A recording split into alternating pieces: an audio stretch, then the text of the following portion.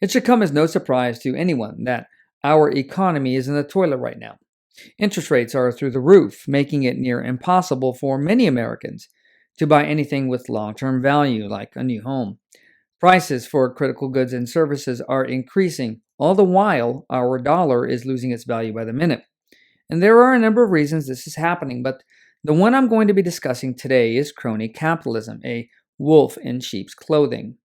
In this episode of Office of the Patriot, I go into how crony capitalism is the first step of the Democrat Party's goal in moving America to a completely socialist economy.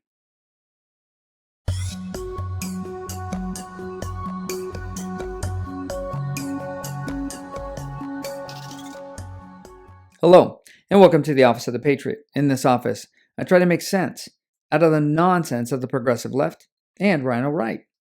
If you are a subscriber, thank you for your continued viewership. It is appreciated. If you are a returning viewer, please take a moment to hit the subscribe button so you don't miss any future presentations. And if you are a first-time visitor to my channel, well, congratulations on finding it. It's usually hidden very well by the YouTube algorithm. However, I do hope you find the content worth coming back for. My name is Myron Ybarra, and I'm your host. What is crony capitalism? I'm sure many of you have heard that phrase before, but may be unsure of what it means. But before I go into what crony capitalism is, I should probably cover what capitalism and socialism are because it's germane to this topic. According to Merriam-Webster, socialism is economic and political theory advocating collective or governmental ownership and administration of the means of production, distribution, and consumption of goods. This basically means the government controls the entire market and determines what and how much the end user gets. Sounds like a Democrat's wet dream. Capitalism, on the other hand, is an economic system characterized by private or corporate ownership of capital goods and by prices, production, and the distribution of goods that are determined mainly by competition in a free market. In essence, capitalism is the exchange of goods and services by willing participants. You have something you want to sell, and I want to buy it. So we come to an agreement and we conduct the exchange. This process has been around for quite some time. The barter system is based on capitalistic principles. Crony capitalism, on the other hand, is an economic system in which individuals and businesses with political connections and influence are favored by tax breaks and grants and other forms of government assistance in ways seen as suppressing open competition in a free market. Crony capitalism is an amalgam of capitalism and socialism, quite literally just a half a step away from socialism. And the ruling class Democrats know this. Crony capitalism serves two purposes for Democrats. First, it gives government a measure of control over the open market as a result of the money and the influence government has in the manufacture, distribution, and sale of goods and services by complicit businesses. The funny thing here is that both systems, big business and government, are using each other for their own benefit. However, when it's all said and done, government will eventually wind up calling all of the shots because when capitalism is replaced by socialism, government's going to be in charge. And this is because government, not business, has the power of law backed by force. Have you ever seen J.P. Morgan Chase or BlackRock arrest somebody and put them in jail? Probably not, because that's the province of government. Next, and more importantly, any failures of the economy as a result of decisions made by government and or big business can be blamed on capitalism. Some of these damages might include inflation or high interest rates, reduced production and distribution or consumption. This reinforces the idea, especially among young adults, young progressive adults, that capitalism is a failure and the only way to assure fairness is to allow government to control all aspects of the economy. This was the exact same philosophy that Democrats held with the passing of Obamacare. Obamacare was designed to fail. There was no way that insurance companies could provide the level of insurance that was mandated by Obamacare and still remain financially viable. Democrats could then claim that they tried to use the free market to solve the problem of healthcare via Obamacare, but failed. So the next step would be to convince Americans that government single-payer healthcare is the only way to ensure a viable healthcare system.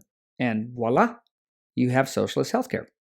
Socialists and Democrats claim that crony capitalism is a phrase, or just a phrase, used by conservatives to excuse all of the failings that capitalism endorses. But is it really? Let's go through a few examples of crony capitalism, and one of the better ones I found was a PragerU video called What is Crony Capitalism? In the video, two grocery stores sell cereal. Steve's store sells a box for $4, and Ted's store sells the same box for $5. Ted has connections in the House of Representatives because he lobbied the committee in charge of cereal acquisition, and now he gets a kickback in the form of cereal purchases by government.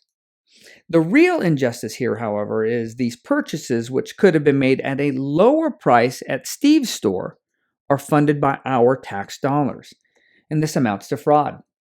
But that's not the only way crony capitalism works. Recently, I've been on an 80s movie kick, and maybe it's because when age starts to creep in, you start reminiscing about some of the best times of your life. And for me, that was the late 80s all the way through the mid 90s, for a number of reasons.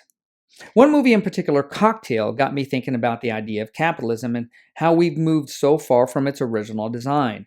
The scene that sparked this thought was where Brian Flanagan, played by Tom Cruise, was talking to his would-be girlfriend, Jordan Mooney, played by Elizabeth Shue, and they were talking about getting his big break and making millions. While at a restaurant, Brian was explaining that they were surrounded by millionaires by virtue of all the things sitting at their table. Drink umbrellas and ashtrays and toothpicks, and even the plastic ends of shoelaces, and Jordan referred to these as flugel binders. Here's the scene. You know, there's a guy who makes these. One guy. He must be exhausted. Yes, he is. But still, he gets up in the morning and he kisses his wife and he goes to his drink umbrella factory where he rips off 10 billion of these a year. This guy's a millionaire. How about the guy who makes these? How about that guy? I mentioned the guy who makes these.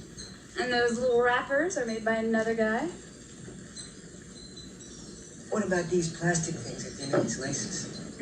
It's probably got one of those weird names too, like flugel binder. Flugel binder, right. We sit here and we're surrounded by millionaires. You rack your brains day and night to try to come up with a money-making scheme, and some guy corners the flugel binder market. Aw, poor baby, he's frustrated. So in this example, let's pretend that Brian and Jordan developed their own flugel binder that cost half as much to manufacture as any on the market, and theirs was twice as durable, and they did it in their garage. Now they want to bring this super flugel binder to the market, and they start by marketing it to a number of athletic shoe manufacturers, to include Nike. Nike is in love with the super flugel binder and offers Brian and Jordan $500,000 for ownership rights. And of course, they refuse because they know they have a multi-million-dollar idea. Nike's upset, so they get a hold of their local congressman and advise them that there is a new product that may be coming to the market called a flugel binder. They claim this new flugel binder has not been adequately tested for safety and offers to help make sure that they are safe for consumers. So, Nike develops a testing procedure and regulations to that effect. This prompts the government to develop a new three-letter agency, the Flugel Binder Safety Agency, more commonly known as the FSA. The FSA adopts these regulations and sends notice to Brian and Jordan that in order to bring their flugel binder to market, they will have to undergo flugel binder tests for safety, and each test will cost $10,000 per application. So, for every length and design of shoelace, they will have a new flugel binder test. They don't have this kind of money, at least not yet anyway. They frantically try to get loans, but they are unable because they have no assets and no collateral, and they are unable to manufacture and sell their flugel binders to get the money because they have not been tested and approved for sale and use. It's a catch-22.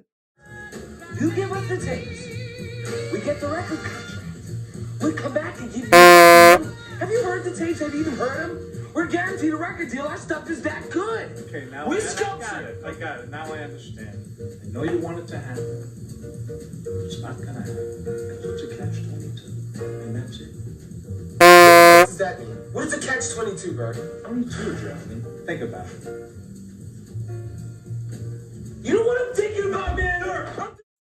Nike then comes back to Brian and Jordan and offers them just $100,000 for the rights to their Flugel binder, and of course they're forced to take it because they have no other recourse. And all this thanks to crony capitalism. As you can see, crony capitalism is the government and political intervention into the open market to enrich both business and government actors. It's the equivalent of the deal with the devil. Big business believes that by giving money to the right politicians, government will protect their interests, that they are in control. But once you sell your soul to the government, the bill will eventually come due. This concludes today's presentation of Office of the Patriot. If you enjoy the content, please take the time to like, subscribe, and share my channel on your social media. It is appreciated. Also, please take the time to comment. Engagement is the major metric YouTube employs in their search algorithms. The more people that like and comment, the more my channel comes up when social and political content like mine is searched for. And as always, have a blessed day and stay safe out there.